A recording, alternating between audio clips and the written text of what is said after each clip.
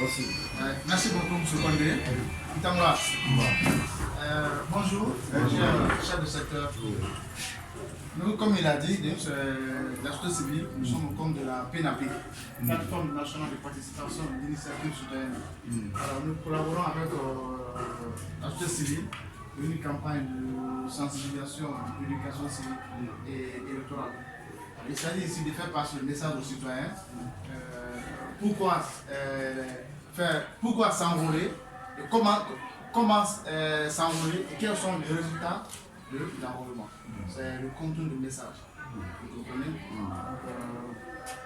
Avant de passer dans ce domaine, avant de passer là-bas, je vais d'abord vous dire qu'il y a deux sortes de recensement. Il y a le recensement ordinaire et le recensement exceptionnel.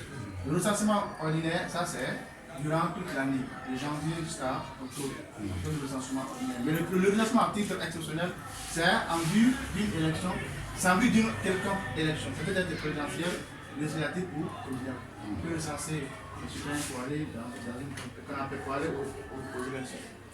Vous savez, le recensement passé, il y a eu trop de problèmes sur le fichier guinéen. Il y a eu trop de problèmes. Jusqu'au point où on est parti voir la CEDEAO, qui nous a envoyé des experts pour auditer notre fichier électoral.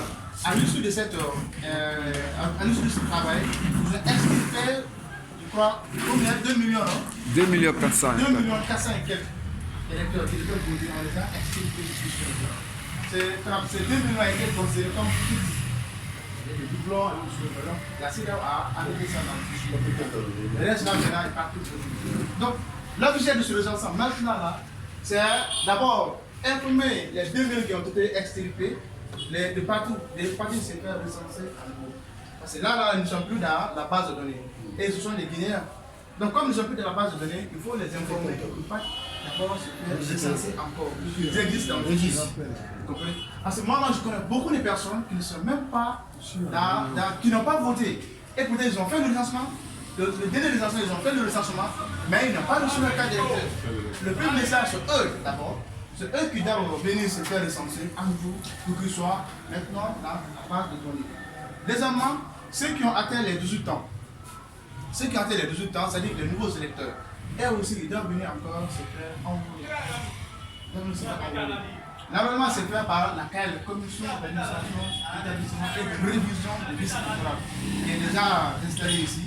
Donc c'est cette commission seule qui est habilitée à faire l'enrôlement.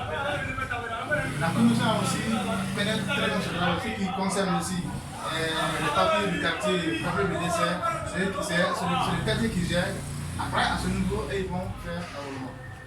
Donc, ma deuxième intervention, avant que je donne la parole à l'un de mes collègues, cette fois-ci, il est dit que le recensement ici a une importance capitale. Parce qu'à partir de ce recensement, on peut avoir la carte nationale. À partir de ce recensement, on peut avoir qu'on appelle le passeport. Vous savez déjà que le passeport est biométrique. Mais pour le moment, la carte nationale n'est pas encore biométrique. Mais c'est déjà en vue.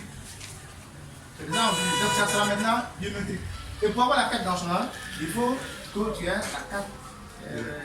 Il faut que tu aies la carte d'électeur. Parce que la carte d'électeur est biométrique, mais la carte nationale n'est pas encore biométrique. C'est à partir du fichier de la carte d'électeur qu'ils vont se servir pour reconfectionner maintenant notre carte d'identité nationale. Donc c'est très important. Donc, le recensement aussi, pour voter pour ton candidat, il faut avoir la carte d'électeur. Si tu n'as pas la carte d'électeur, comment est-ce que tu peux faire ton choix? Tu ne peux pas voter. Et si tu ne votes pas pour ton candidat, c'est que le candidat de l'autre va venir te gouverner. Tu seras obligé d'accepter ses lois. Tu seras obligé d'accepter ses principes. Parce que toi, tu n'as pas voté.